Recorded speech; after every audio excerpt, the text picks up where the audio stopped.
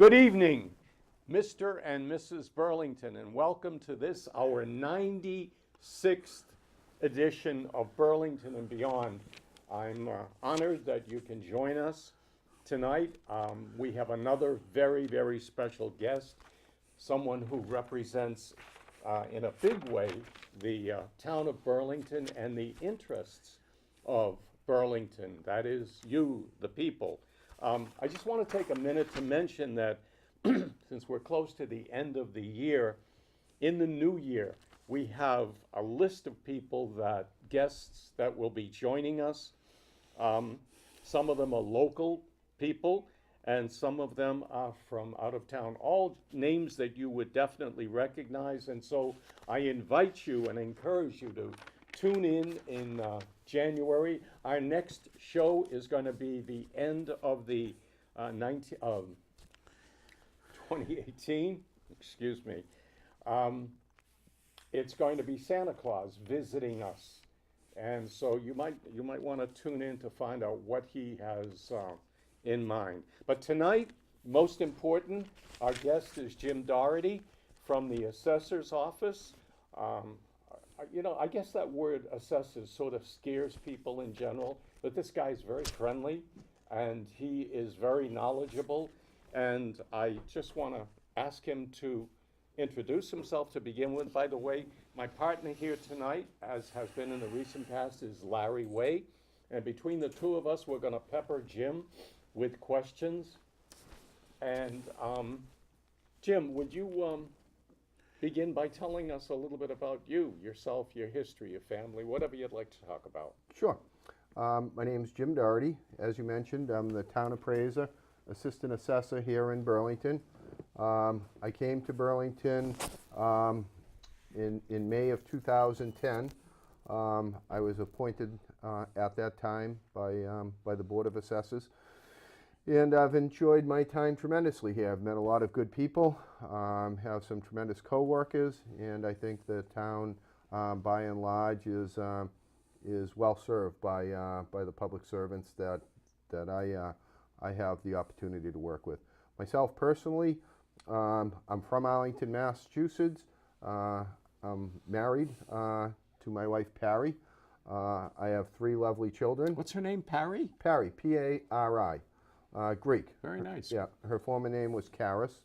I know you have a lot of Burlington, former Arlington people up here in Burlington. And I have 3 wonderful children. I have a daughter, Jacqueline, and then I have 2 twins, a boy and a girl, Nikki and Jim Jr. Wonderful kids. Those 2 are off in college right now. And my older daughter just got married a year ago, August. So kind of experience being an empty nester for the first time. That's a lot of accomplishment for a young guy. Yeah, young, I'm not sure. Blessed. I know young, believe me, I know young. I'll concede the point.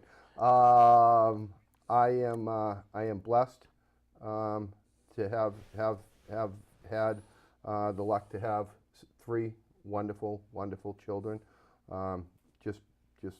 Just beyond belief. So I thank God every day for that. Myself personally, professionally, I've really done nothing else other than appraisal type work, other types of real estate related things as well. I was an assessor. I was actually a consultant back when Prop 2.5 came through in the early 1980s. As some of your viewers would remember, all the communities had to go to 100% full and fair cash value. Yep. And they brought an army of different companies in to get the 351 towns up and running at that time doing revaluation work. So I cut my teeth doing that. Shortly after that, I was hired by the town of Winchester to be their first town appraiser. I spent 4 years there. I was then recruited to the city known as the town of Watertown to act as capacity of department head and chairman of the Board of Assessors. And then in 1993, I got one of the best professional opportunities of my life.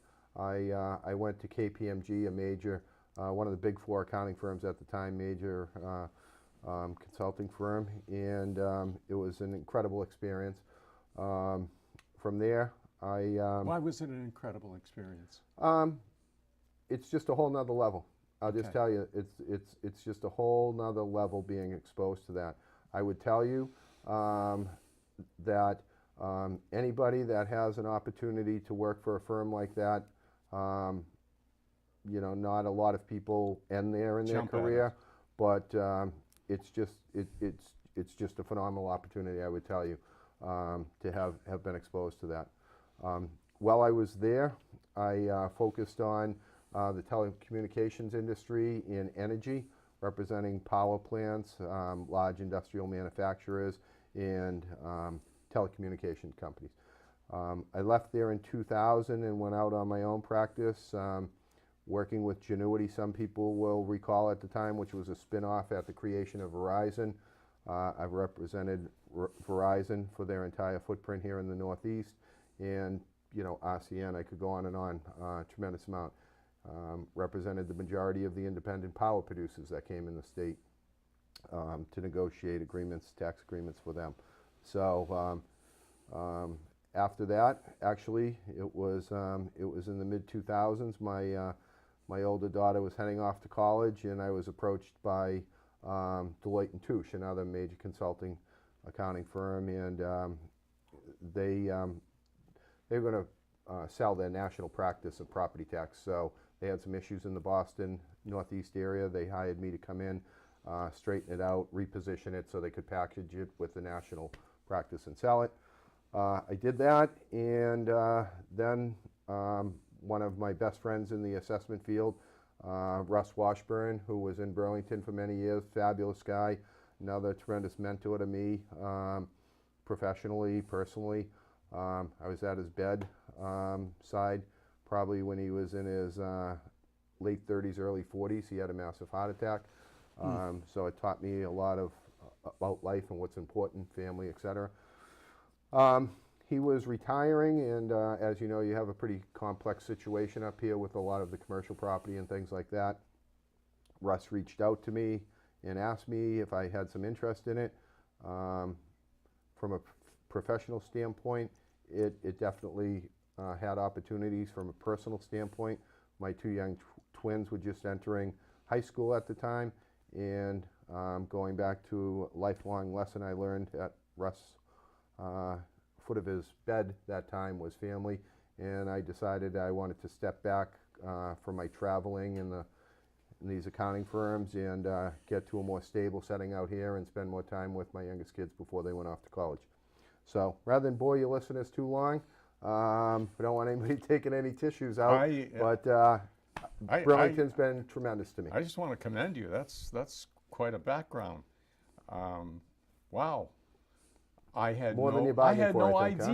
idea. I thought you were someone who trained and came. Stupid. You don't know and you don't ask, but that's quite a background. I really do commend you for that. And I can see that Burlington is very fortunate to have someone with all that experience. That's terrific.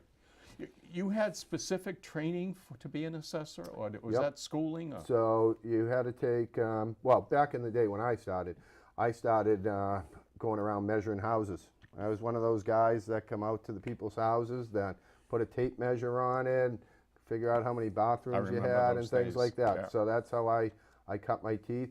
I was very fortunate. I was young at the time, and so I went to, at the time, Bentley was one of the few colleges around that was linked up with the appraisal profession, and they really had some continuing ed courses there. That's where nobody goes to college even today. You don't go to college or anywhere to say, I'm going to be an appraiser. Right. I mean, Right. it's just not out there. So most of it's trade organizations, and you work towards designations. In the early 90s, I was doing a lot of private appraisal work as well, and then we had the S&L crisis, and they blamed had nothing to do with any of the banks or anything like that. It was all about the appraisers putting wrong values on the properties and overextending the banks. So they brought in licensing, solve the problem with the licensing. So anyhow, that kind of brought more credibility to it. I, at the time, went and you had to take more coursework, et cetera, pass an exam with the state. And my license is a certified general real estate appraiser, which is, you know, kind of the brag, but the higher one, which allows you to do commercial, et cetera. That's I have a terrific. construction supervisor license. Really, other really things, so. terrific. I had no idea you had that. I mean, as I said, you're a young man. Larry's chomping at the bit. He wants to ask some questions. Go ahead. Thank you, Pat. I wanted to know, first of all, a little bit about a typical day for yourself. What are some of the challenges Burlington has? But since it's Christmas season, I also want you to help the average taxpayer in Burlington know what type of tax breaks are available to them, for what reasons or causes or issues they might have. If they are experiencing some difficult times, would you be able to speak to what they could possibly take advantage of and how to go about it? Sure. But let's just go a little bit first, a little bit more. What's your typical day like, and what's your interaction with the Board of Assessors, and how do you like working for Burlington? Just over. Sure. Love working for Burlington. Burlington has been very good to me since I have been here, and I think they have a tremendous staff. I was blessed to work with Bob Mercier for a couple of years. I've worked John Petrin for, I guess, about 6 years now, and enjoyed that. And I'm really looking forward to working with Paul Segarino. I think he's going to be a tremendous asset to this town in his new capacity, I agree. as he was as. So what's your typical day entail? So my typical day, I will tell you, but I will first tell you the ideal day of an assessor is basically when everyone feels they're paying their fair share. No more, no less. Because it doesn't behoove an assessor or a community to overassess any particular property or any particular taxpayer, because we don't bring more revenue into the town.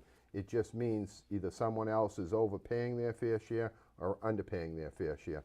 So the ideal day for an assessor is where you feel there's equity in the community. And it's kind of, you know, good assessors will tell you that. That's what it's about. So the average day for me is I'm an early bird, so I like to go in early, you know, do my things, and then I like to get out and see what's going on in the marketplace, because we're real estate appraisers, and that's what's out there, and you got to feel it, touch it, and see it, which is good for me, because if I ever went into a business I had to be in an office for 8 hours a day, I don't think it would have lasted very long. So, you know, from my standpoint, my staff are the people that are truly on the front lines and truly have the most contact with the citizens of the town. They're tremendous. They do a great job.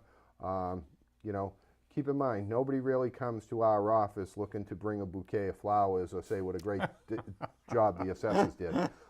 Usually they're coming in because they have got rid of their motor vehicle and they have to pay that nuisance tax, motor vehicle excise tax. And my staff are the ones that have to explain, we don't set the values, it's from the registry when you register your car, but we can help you with an abatement, but unfortunately we need this paperwork, which a lot of times people don't have with them, so it's kind of a pain in the backside to then, you know, have to go out, come back, and all those things that go along with it. So they try to work tremendously. Okay, let's get into the benefits very shortly, Yep. but what if you go into some of the challenges you're currently facing? What are the bigger issues that the assessor's office is currently facing, either from citizens or corporate citizens? Do a few come to mind? I would tell you the residential people are great. You know, people come in with questions, no doubt about it. We try to feel them out. We try to help them. A lot of people come in and even though we have nothing to do with the tax bill per se, because we set values, people come in and they want to know a little about how can we help them with their tax dollars. We try to go through, make sure that the characteristics on their property are accurate, and if not, we try to see if they're eligible for an exemption, which I know you want to talk about afterwards. I do, very shortly, because it's Christmas season, and It's a good let's thing. see what we can give people. Absolutely. back. On the corporate side, I will tell you that, you know, it's like anything. You have an 80-20 rule or a 90-10 rule. Depending what your perception is on that, I think by and large, the corporate citizens of Burlington certainly are in the 80, 90. I've had overall tremendous relationships with them. A lot of times we just have what I would describe as kind of selfish corporations.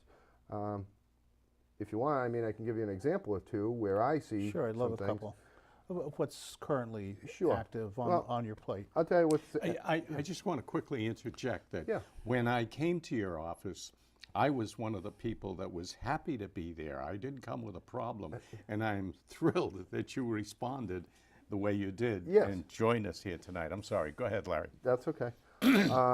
So one example comes out. So my day. So last Thursday, I'm in Boston at a tax court on the Macy's property, for example. Now, Macy's probably, is that the entire Burlington Mall area? no, it's a portion of the mall. Just a It's- portion. It's about That's labeled 17 Macy's. acres. Yeah, 17 acres where the building itself is.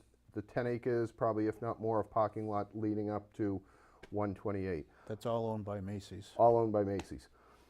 So Macy's sent a plan into the planning department in 2015 suggesting they wanted, or talking, they wanted to get a discussion going about doing some development out in their parking lot out there, which would have created millions of dollars in value for them. And, that's all fine. We have nothing to do with permitting and we're, proper development's healthy for the community. What I find troubling is, well, they did that and we're trying to defend the town's interest at the cost of tens of thousands of dollars. Macy's attorneys are saying we know nothing about we have no documents about any potential development there. And in fact, last Thursday when we were in court, their attorneys are grilling our expert witness saying there are no discussions going on. There is nothing to suggest that they could build up there. After I left the hearing, I found out that another development company, I presume, with the blessing of Macy's, was in meeting with planning staff about the fact that they were going to build or wanted to build more density in the parking lot. And I just find that absolute slap in the face to me as an employee, but as a representative of the citizens of this town, I think is absolutely wrong. And I don't think it's indicative of all the commercial people in town, but we do have some. We've had recently some discussions over at the Burlington Mall. Simon never sends in information they're required to by law that will assist us in valuing that property. And again, 90% of all the other Aren't taxpayers they do. required to? Well, it's a state law, they're required. I mean, it's not the most aggressive law, so there's not a lot of teeth in the law to force them to. But I would argue when you have the bulk of the people and you have a special property like that, it really cuts two ways by not complying with the law. One is you're underpaying the town in terms of what you should be. Again, going back to my point, people should pay their fair share. Or two, that conceivably we could be overestimating their value by not having that information. And if that's the case, then it puts the town at a risk that we could be subject to a lawsuit and have to pay it back. So when they don't provide the data, do you give them their tax rate based on the information you do have? And then it'll be up to them to dispute what you charge them? That's correct. So they're basically happy with what you are charging them. Well, my suspicion Because they're is, not- by not bringing that in, Larry, you're a very observant gentleman. My suspicion is they view it as a beneficial tactic to do. And they could only see a loss by providing you that data and having things increased I mean, from what your initial, I from what your assessments are. I think one could see it that way, absolutely. I would suggest, and in fact, I've told their attorney at the time, I said, listen, we're not looking to go out and kill anybody, okay? We're looking for a fair share. I have major investors call me on a weekly basis inquiring about buying a building in town and wanting to do their due diligence, where they see the taxes going, what we see going on. And these people are not afraid. A lot of them comply with it. And again, I don't want to single out those two as the only ones that don't do it. There are others. But those are two recent ones to your question that have come across my plate as well. How are we doing with some other developments, like We've had a couple car developers. I think we have the Building 19 renovation. Any other projects that are kind of sticking out that they're trying to get away from or not comply with the tax Well, reporting requirements? I'll tell you with something. I also I work also as the housing coordinator for affordable housing, and this one here, I'll tell you, this one just totally blows me away. Which one's that? This is at the Building 19 and a half site. Okay. And so what happened apparently, because the planning director forwarded the copy of the BCAT film, as a matter of fact, to me, and it shows the developer responding to Barbara LaRue in that where Barbara asked, are we still going to get 3 units of affordable housing? And the owner responds back, yes. And if it wasn't him that responded, it was the attorney, because they're both sitting together, but I believe it to be the owner. He told her on film, yes. My further understanding is when they were writing up the statement of conditions or whatever those terms are, I'm not a planner, somehow it was left out and it did not accurately depict what was said on that film, and somehow it got transcribed as 2.9 units. So I pushed back. Barbara LaRue, I think, I'm going to be meeting with her tomorrow, but she believed we should push back as well. John Petrin believed we push back. The developer is pushing back very hard to say no. And I'm saying to myself, hold on, don't words matter? We have it on film, but yet Well, tell us the difference between 2.9 and 3 units. 10%. Let me get into this, 2.9, well, conversation a it little might bit be here. 3%, but How often do you go to court? Very At rarely. what point? Very rarely. Rarely. Very because you rarely. mentioned it with regard to Macy's. At What point? What brings you into? Oh, well, that's when people get, in our opinion, so ridiculous in terms of a frivolous appeal. Now, let me give you an example on that. Macy's also appealed their property down in Barnstable at the Cape Cod Mall. So this is something I think a lot of people can equate to. They're essentially saying that the value of their property at the Cape Cod Mall on a per square foot basis, that's basically assessed value divided by building area. So it includes land and building. They're saying it's essentially almost exactly the same value per square foot as the Burlington Mall in Burlington, which is ground zero in New England for retail. Oh, wow. If that isn't absurd, Yeah. you say, come on. They're suggesting basically on, in my opinion, on some type of flawed methodology like that they're entitled to thousands and thousands, over 100, hundreds of thousands of dollars worth of refunds. Because And of as I that. say, they're testifying in court. They had no documents, no knowledge, no nothing about these pad sites. In the day we're in court, they have somebody out talking with the planning staff about building. I don't know if they're talking about building the same thing, but they're talking about certainly more density on that site. Right. And my only position is I'm planting equipment to this town. I'm hired help. I'm not an elected person.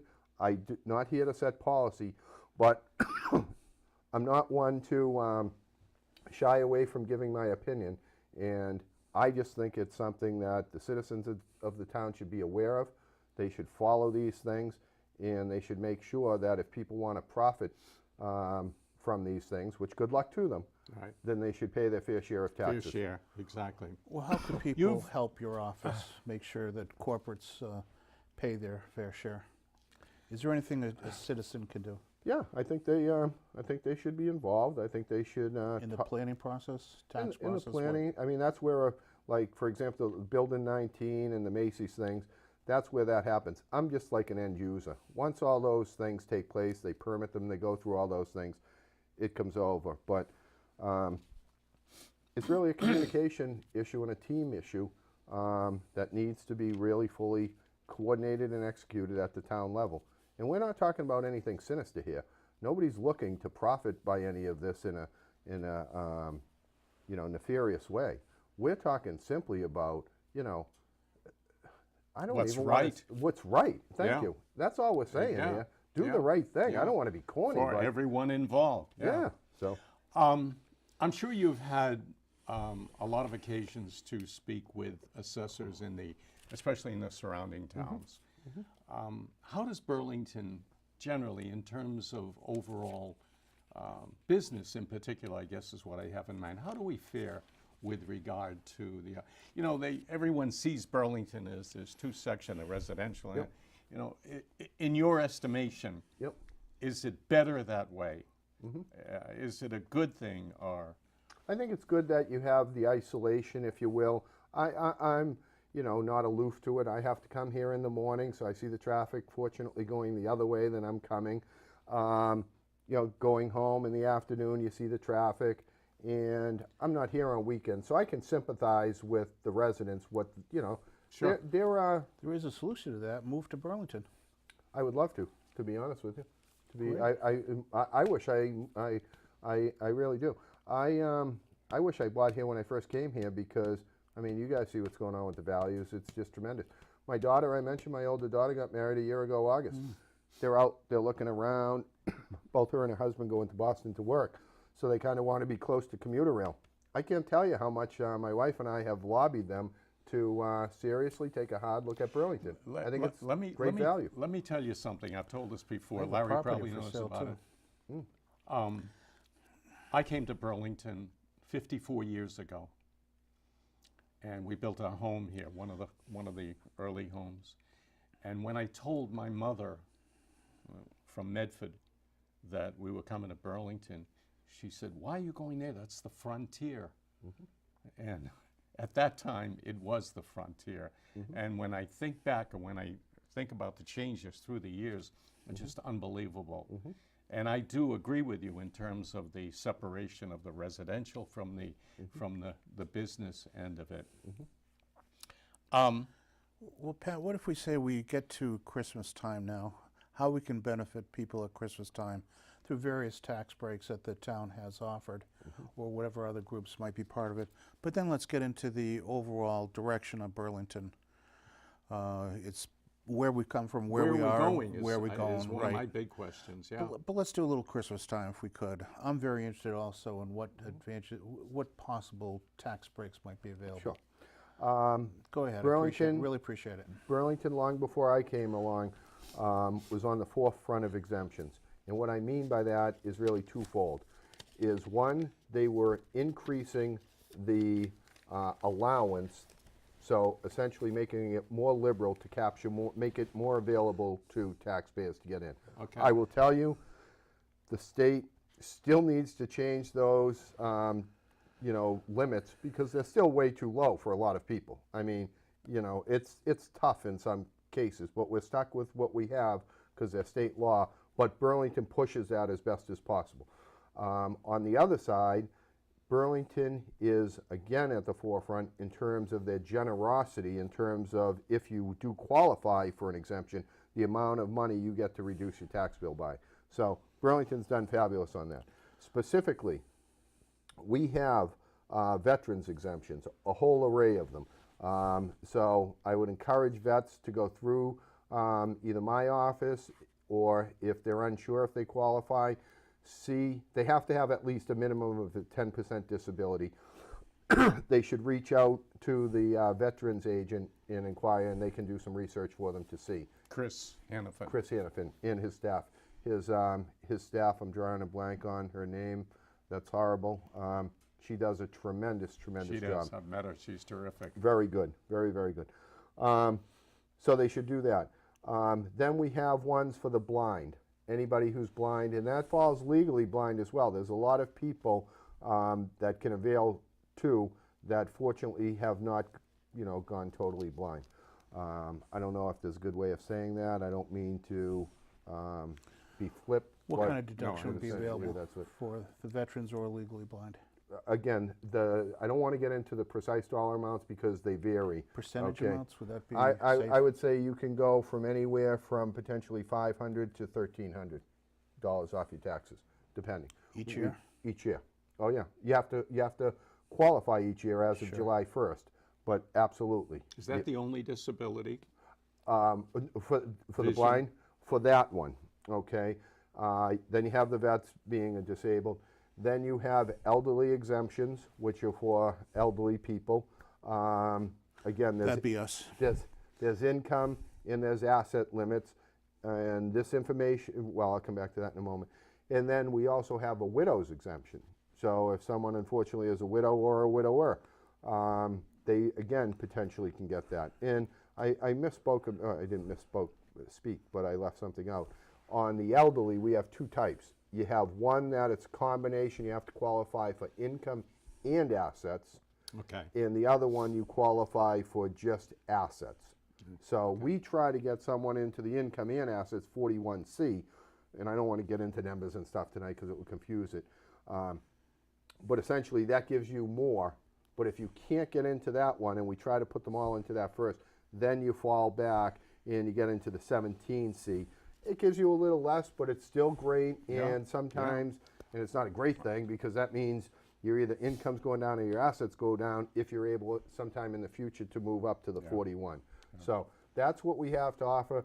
They're by state guideline. And the 17C state is statutes. for Elderly as well. income or income assets, and assets? just assets. Just assets, Just okay. assets. Veterans should go to Chris to Or talk my about- office. Or your office, okay. The Council on Aging, we work with them very closely to make sure we get information out. We try to put a forum on, so we get up there and we give out information to the seniors. But contact my office, call, go online, but we love to get the information out. Because, again, I said the happiest day in an assessor's life is if everybody's equitable. The fact of the matter is we know a lot of people are coming in and you know, they're concerned about their assessment because it's the only way they can lower their taxes, they think. And the fact is, a lot of them, they're not over-assessed, but they don't know about the exemptions, and the exemptions can go. And I'm sorry, I forgot one. This is not an exemption per se. In other words, it's a 41A, and that's why 41A, 41C, I don't want to get too much into that. Call us if you think. But this one here, essentially the town isn't giving you anything off your bill, but what it does allow is for elderly people essentially to defer their tax payments. And it's a de minimis amount, it's like 2% interest. So you can say, my tax bill's $5,000, I want to defer the whole $5,000, and then once, you know, I sell or the estate or see. something, Okay. it gets Oh, paid I back didn't know then. that. But you don't have to do the whole bill. You can say, you know what, my bill's gone up to the point where now it's $5,000. I'd be more comfortable paying $3,000 a year. Okay. You can essentially defer $2,000 to get it to a comfortable level. Yeah. And again, you're deferring it. Now, Until such time as you make whatever transaction, whether it's the sale of the home. Correct. Or if you give it to your children, they pick it up or whatnot. Exactly. Yeah. And the Okay. sad part is, in Burlington's typical of it, you have the greatest generation, people who actually pay their bills. The first one's down there, the ink's not dry over at the tax collector's office, they're down there paying it. So I get it, those people want to pay their bills, but there are some people out there at different times or whatever, and they need to do something like that, and Things it's a happen. good option. And quite frankly, you don't have to wait for the house. So say, for example, you were going through a little tough time or whatever, and you wanted to defer it for a couple of years, you could do that and then go over, see the tax collector, you know, currently Brian Jim. Curtin afterwards. And if you say, I want to pay it off, you pay it all off and you go back out and you go on your merry way. So, Yeah. but Yeah. So they are flexible. they're flexible. Come down and see us in the assessor's office. We would love to get you into an exemption if we can. How do you work with the other departments? Some in better than town? others. Better than I'm sure. I'm sure. That's no. But for example, with the other selectmen. Selectmen have been fabulous to me, the current board, prior boards. I have never had any issues with the selectmen. I work very closely with Mike Runyon on housing matters. I've worked with the other selectmen on various issues. They've been fabulous, I gotta say, by and large, I shouldn't have said what I said earlier. I'm kind of a joking type guy, but I try to get along with everyone, you know. And again, we have, you know, the town has tremendous public servants. It's great. Go ahead, Larry. You had. question. If we would go back to one of the income levels for exemption or deferment, what would be that income level that you'd say that they would probably qualify for? Again, if you happen to know this, or an about, or They approximate. change it every year. It's based on I'm that sorry, who changes? the state guidelines. The state they guideline, they okay. basically mimic the Social Security adjustments. I haven't got there yet, so I'm not sure how that works. But basically, if it's a single person, it's somewhere a little below, probably 15,000 about now. And if it's a married couple, it can float up higher than that. That's the income side, though. Okay, How do you, 17, when, maybe something like that. not Okay, about much higher. 17,000 a year, then you Max, probably, you know. okay. But again, call my staff. They're the nuts and bolts of the department on those type of things. They know it inside and out. Each year they get those updates. They know, what tell they're us doing. about your staff. Fantastic. I met the one lady, she's a tall Yep. lady right at the desk, lovely woman. Deborah Smosky. She's like kind of my assistant. They regraded the classes a couple of years ago. She does a tremendous job. Incredible help. Maria Lombardo. She's right up front. She's right out near the counter, so she sees it firsthand. She's been with us going on 4 years, February. Another tremendous asset to the department. Very, very helpful, always there to help out. And then we have Maureen Nicoloro. She only is helping out on a transitional basis for a couple of years. She retired, I think it's about a year ago.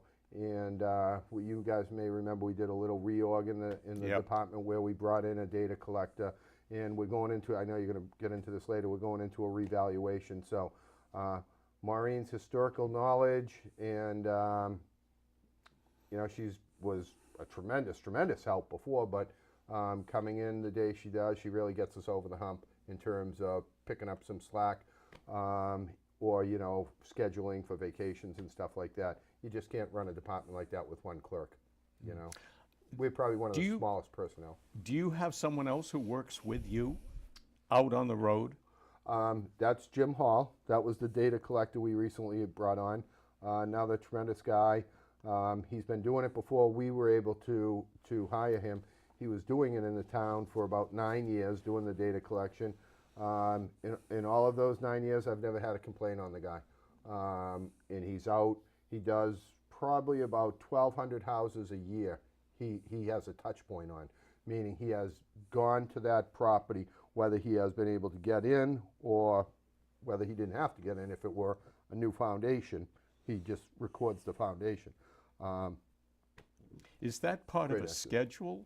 Or Yes. do you have a program of assessment, every 2 years, every 3 years? Or Yep, we do. Is that what Jim We do. does?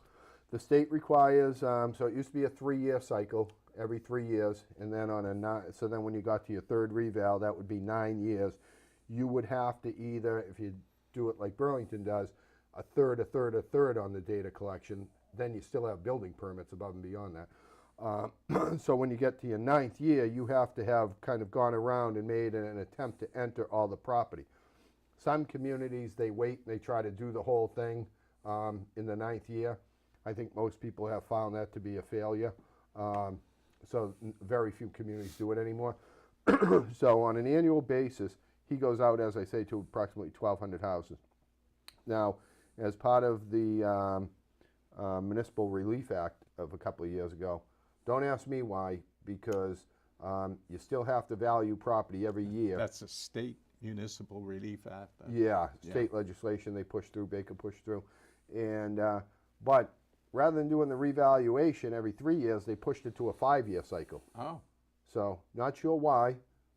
I wasn't certainly a proponent of it because I think, as we all know, there's cycles in real estate, and I don't know. I don't know what the Burlington wisdom is an was. example of it. I would say that Yeah, it's you guys probably got the stung a pressure few of years ago. growth Yeah. that has insisted upon 5 years instead of instead of the 3-year cycle. Yeah. You've got a good department then. You're pretty happy with the people that you have that you I work am with. thrilled, and I would be remiss. I've had I've had the board when I came on, And with the exception of one gentleman passed away and his wife is on the board now, the board's been fabulous. I think they do a great job. They bring a dynamic that's really invaluable to me as a non-townie, if you will. I hope they're watching. I do too. So Nothing but good stuff. yeah. So I think my review's coming up. Did I say? No, I'm only actually, you two do my review right at town meeting. So forget them. No, I'm only teasing. They're fabulous. We They're will great. submit it to the There assessor. you go. There you go. They're great. They've been tremendous to me. But we have about 15 minutes left, Pat. Let's get into about where we feel the town is going. How would you describe the town when you first came on? Where are we now? Where do you get a sense of where it's headed? Overall, it doesn't have to do just with taxes, but that's certainly going to be a portion of when somebody decides to live here or if they continue to be able to live here or not.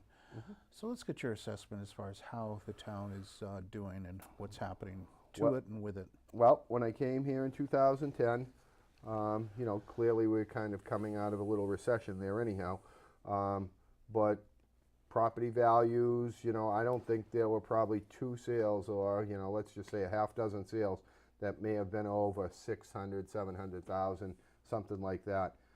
Today, I mean, it's almost like every new house any house you see selling for, we'll say, somewhere from 400 down seems to be a tear down. And as a result of that, we have tremendous amount of $1 million plus homes in the community. And that's, I don't want to say a dime a dozen, but that's the bulk. There's a tremendous amount of sales. Do you know where Maryvale is? Oh, sure, yeah. Oh, I know. Over half of the homes are $1 million plus. They tore down another one on Skilton, and I'm sure that's going to be another $1 million home. It's amazing how you see the clusters, like you say. Unbelievable. I'm always amazed with that, how that happens. There's one and then boom, boom, boom, boom, boom. Sheila Road, I think, that goes off of Maryvale, and it's $2 or $3 million homes. And if I drive up that hill frequently, I live right near there, and I'm just overwhelmed every time I look, And most of them are sold. Right. Right. And I have to wonder about the people who are coming in. Yep. And then I think about the people who are being forced out, if any are being forced out, because they can't quite make it with these $1 million homes. That's one of the big concerns that I have. I can tell you, I think the majority of the elected people, selectmen and other ones I've talked to, Mike Runyon, as I mentioned earlier, I work very closely with him on a lot of housing. He's a tremendous advocate for that. And I think it's something the town's really going to get to your point, Larry, where we're going. It's going to be a real concern.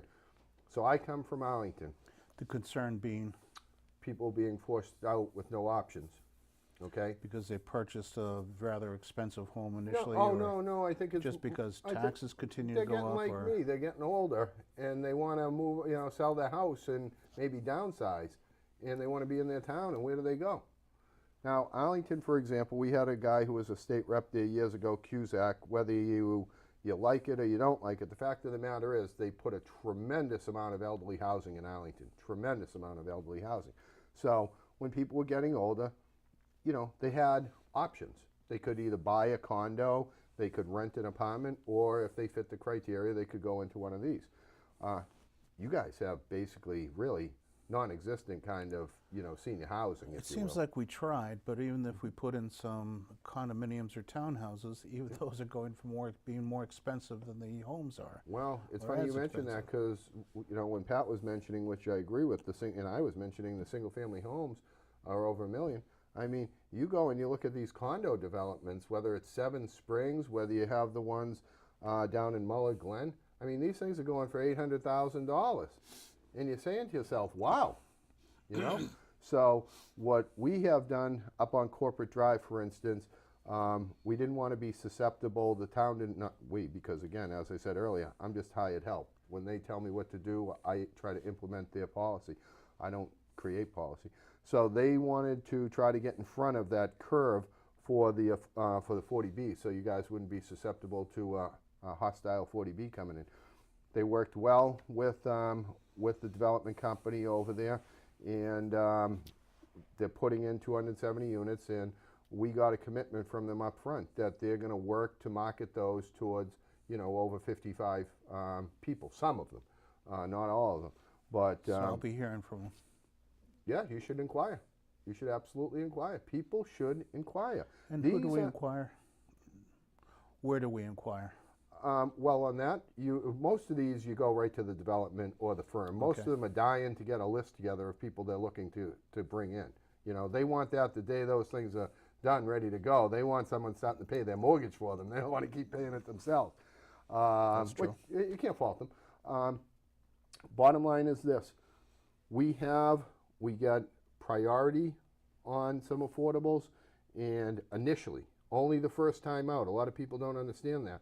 So once it goes out the first time, that's our chance to take care of our own, if you will.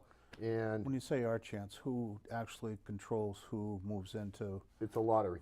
lottery? It's Okay. a lottery. But when you're getting 25% of the units as affordable, and then you get a big percentage of that have local option first, okay, it gives people opportunities to get in. And they should take advantage of it. So this could go And you- along with our Christmas theme. It's If a- you need it's to a move, nice- then look into these Yep. affordable houses. And is there a list of affordable houses that you can contact? And Sure, people to if contact? you're unclear in terms of what developments have them, like the majority of them have them, we Majority of our listeners are unclear. What could you Yep. tell them to do? contact the selectman's office, and one of the young ladies up there, she can give them the list of everyone. Any particular a few. name? They all work together, but if Yeah, some, Jean Gallant is just fabulous with it. Sandy Madigan works with it a lot as well. Jean is She's an fabulous. institution all by herself. Absolutely institution. Another Yeah. person, I'll tell you, she's fabulous to work with. And Amy would probably have some information on that too, wouldn't she? she may, I don't think Amy has that list though. Okay. Amy's got a lot of stuff going, so Yeah. I would say go right to Jean. Okay. I'm sorry, Jean. Jean Delaney.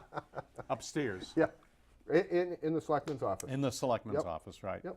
Yep. She sits in that window. Fishbowl. I've known Jean for a long time. I've known a lot of people in town for a long time, and she's a terrific lady. Fabulous. Yeah. Fabulous. Yeah. Yep. How much land, how much more development do we have commercially? I don't Is it hard to know. say? Well, I guess my best example I would say is this. I think a lot of people, if you probably looked at New England Executive Park, the old New England Executive Park, you probably would have thought it was pretty built out. I mean, certainly they've thrown up a hotel, bunch of restaurants, I believe maybe a parking garage.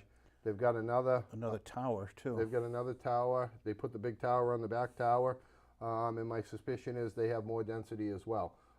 So I think you're going to have, I mean, again, go into the mall. Look what's taking place in the mall. Yeah. I mean, you know. Amazing. I mean, I heard someone told me the other day that Macy's sold a portion of the Sears property, and there's going to be a big long jewelers put in there. Oh, wow.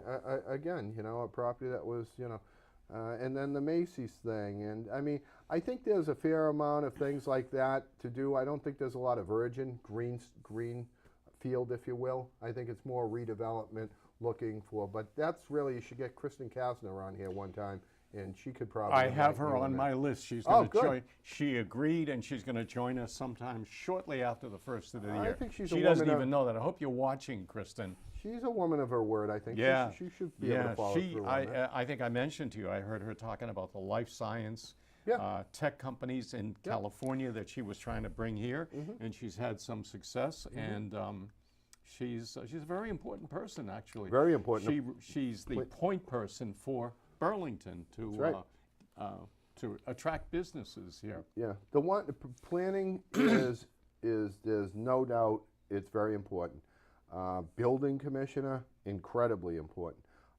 I will tell you the one thing that I would, if I were the town, I would start maybe contemplating is whether you want kind of a dedicated economic development person.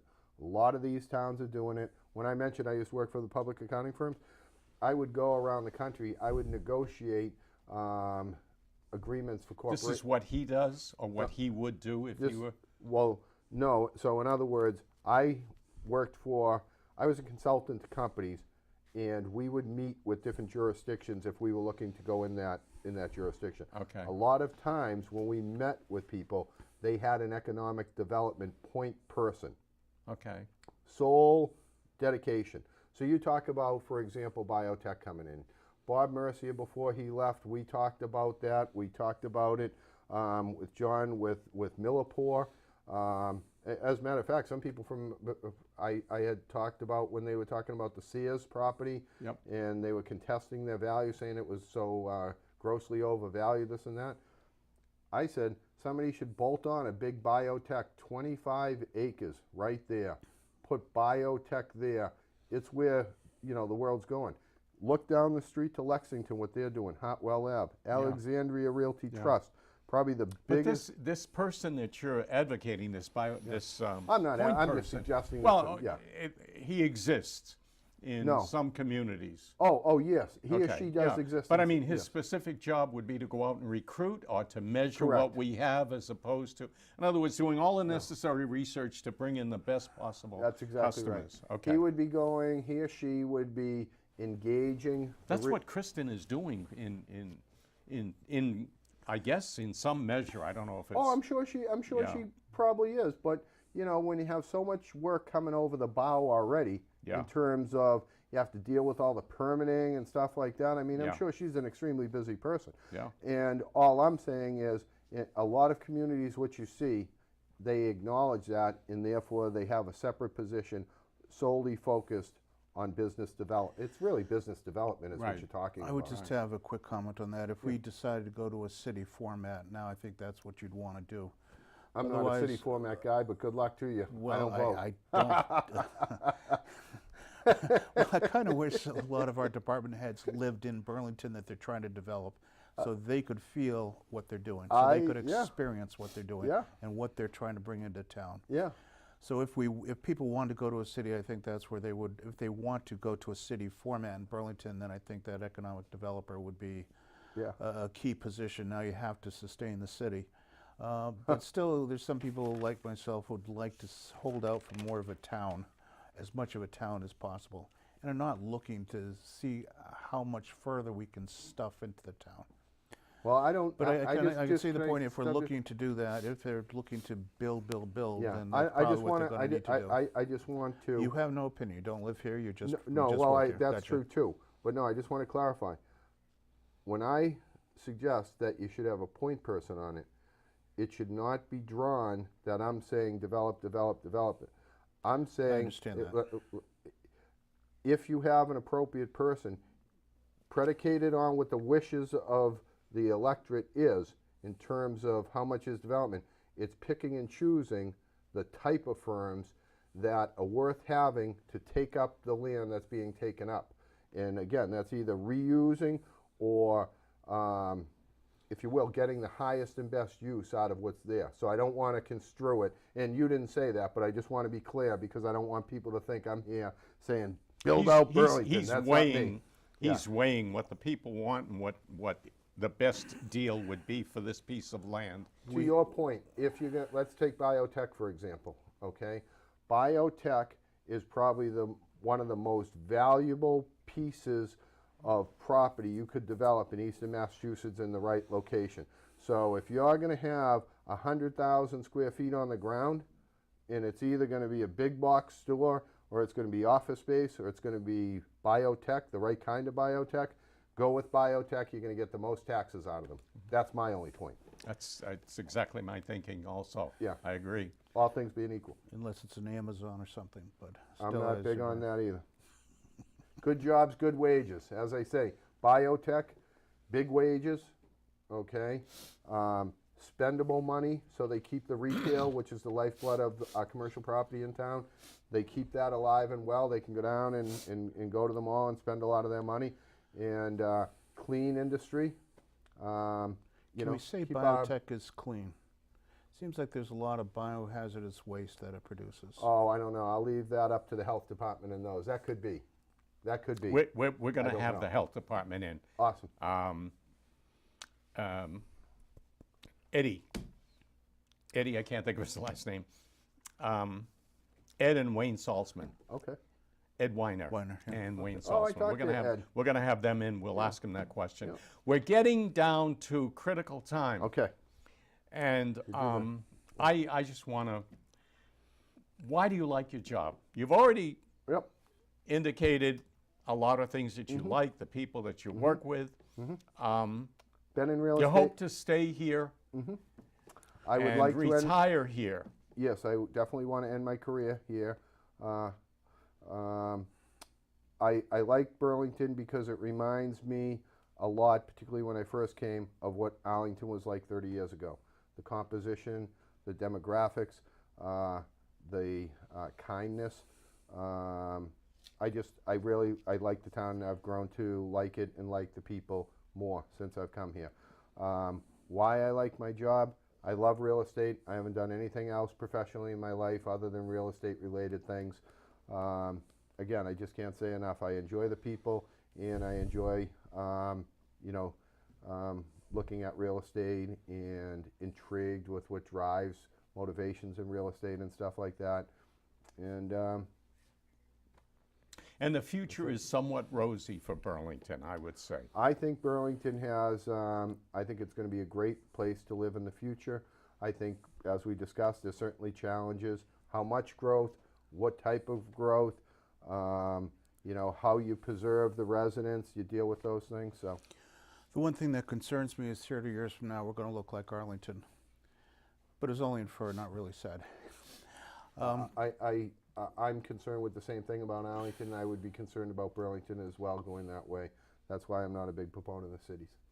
Arlington's on the verge of being a Very city. interesting. And it's Is there driven. anything else you'd like to say to the town or tell people about We have what you're a doing? minute and 1/2 left. Yes. Is there anything you'd like to say too? Then let's get back to our shows. A couple last things about that. Yeah, go ahead. Go ahead. No, I'm good. Any last thing? I'll yield my time to You've you said- guys. I already spoke too much. No, you've been very, Should've given very me the hook earlier, You've been you know? very enlightening, and you are. I'm really happy that you came. I think it's terrific. And the other thing that I would like to say is that 1 year from now, we will call you again and ask you to come back and tell us a little bit more about Burlington, what happened during the year. It might be not exactly a year, but we will be looking forward to seeing you. Go ahead, Larry. I'd love to do it. Let's get back a little bit to our show, because I know you were talking about the 100th show coming up. Is that coming together where Yes, we can have past 100th participants? show will be one of the Tuesdays in January. This is 96. 97 is going to be our Santa visit, and then we have 2 or 3, so it'll be somewhere in January, I believe. Okay, and then I think a little bit beyond that, I'm talking to some people who had run for politics, but Right. maybe lost. But now they're starting to regroup, and we could figure out who the politicians will be in the future by talking with a group of them sometime in January or February. February will start the kickoff of the presidential season. Yes. So we'll want to get some opinions year. about that. Some We people in have touch. a tremendous number of new shows coming in the new year, and we look forward to you joining us. We're right down to the last 33 seconds if you want to say Good night, everyone. good night, and thank you. Thank you, Jim, very much. Thank Good you night, for having me. everyone.